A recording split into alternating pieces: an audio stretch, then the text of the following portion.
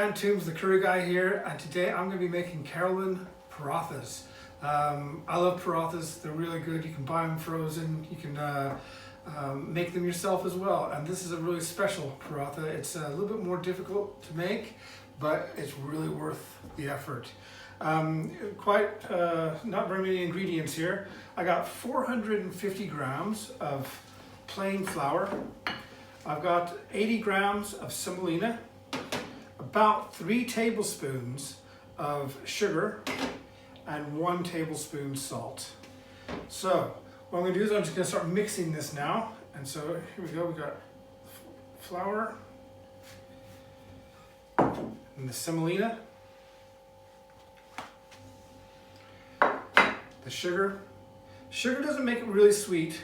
You'd think it might, but it doesn't. It's only 3 tablespoons, but it kind of gives it a nice brown color to it when it's cooked. And then I've got about a tablespoon of salt. I'm just going to mix those all up real quickly and then start adding water. Now I've got about 350 milliliters, a cup and a quarter of warm water here, and I'm just going to start trickling that in and then working it with my hands as I do that. And the reason why I don't add it all, because some flours vary, they vary, they're different, and I just want to make sure that the dough is correct consistency there. So just get that some more. And I'll keep working that.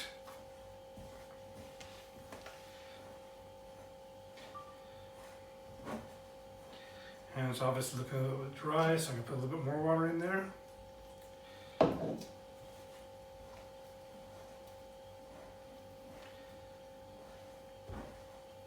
I'm going to use the rest, I think.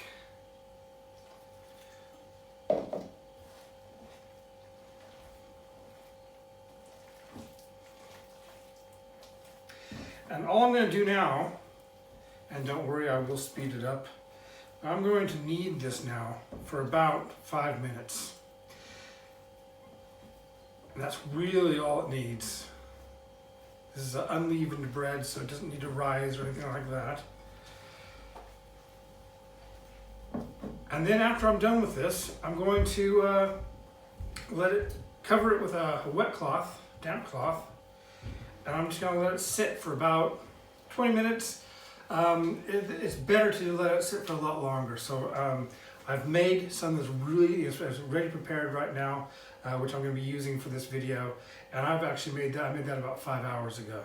So continue doing this, and we'll be back to start making the parathas. All right, so this is the dough that I made earlier, and as you can see, I've divided the dough that I made into 6 roughly equal-sized pieces. And cover that back up. I'm just going to lightly oil my board here. And the oil makes it so it doesn't stick, of course, but it also helps roll it out into a really thin dough sheet, which is what you want. So we're just going to put this on there. And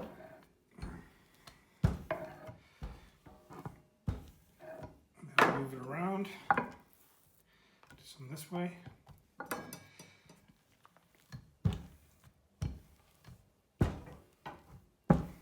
I'm just going to keep doing this until I've got a very thin piece of dough. You can see it's quite stretchy. That's because I let it sit for a good few hours, and so the glutens have really been able to do their job there. Let's give this another.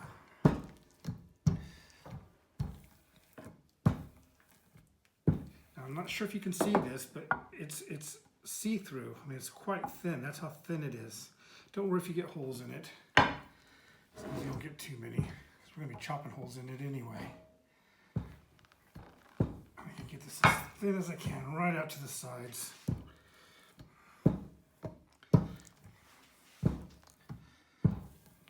There we are. So I've got this really nice thin piece of dough.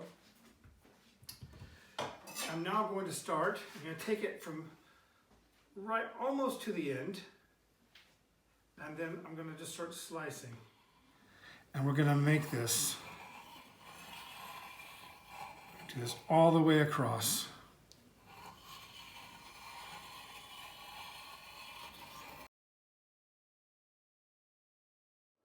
All right, with that all cut out like it's supposed to be, I'm just gonna brush this very lightly with a bit of melted ghee.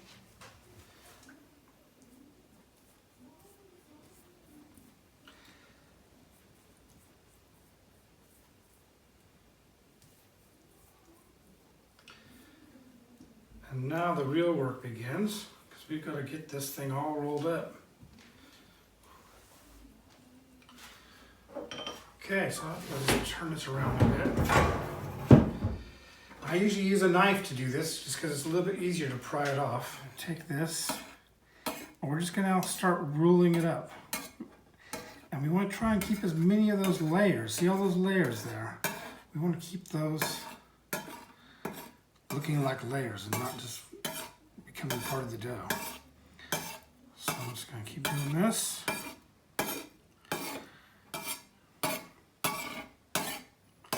Don't worry too much if you cut it in half like that or something like that. It's not going to make a big difference. The most important thing is that you make this rope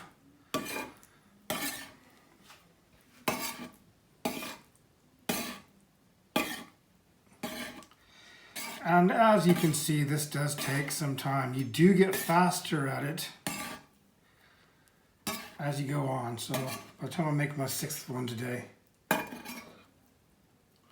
take me half the time.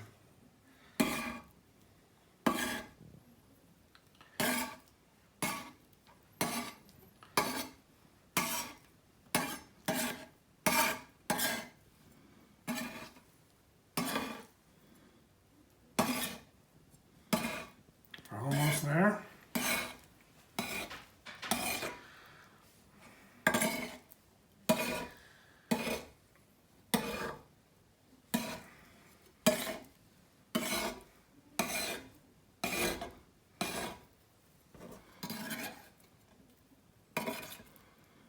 As you can see, we now have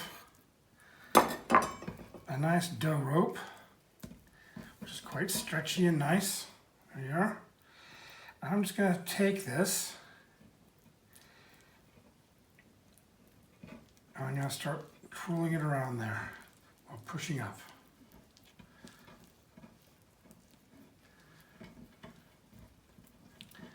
This is going to make so many beautiful layers.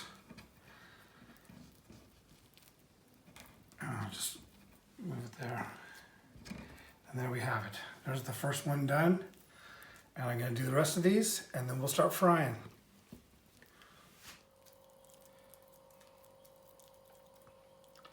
thinking this time I'm going to use a rolling pin just a little bit, just to get it rolled out there.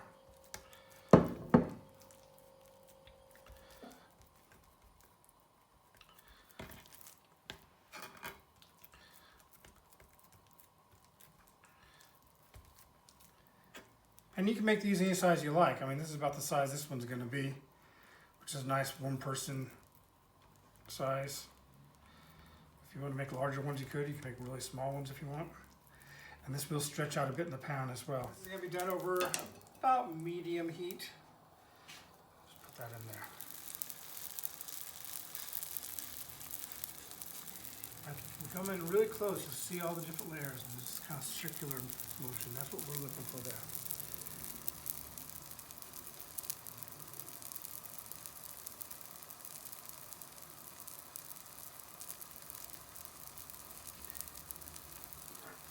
As it cooks for a couple of minutes, like a few seconds, you can see it's starting to brown on the underside. And if you just tap it a bit, you'll see these layers start coming up as well. Flip this over. See that?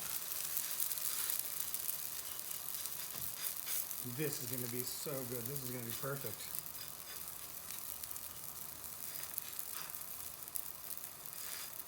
Just browning it there. That side a little bit.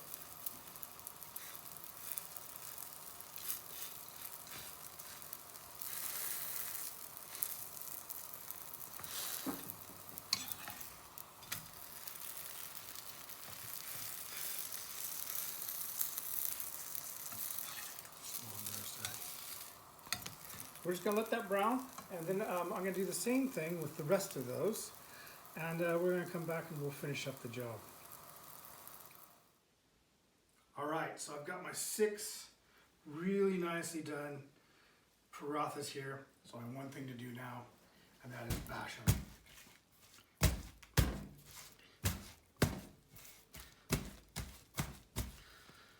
And they just get all those layers come out on all of them. All right, so there you are. That is a perfectly done Keralan Paratha. Lots of nice layers in there. Just look at that. Of course, I'm going to need to try this. They're good.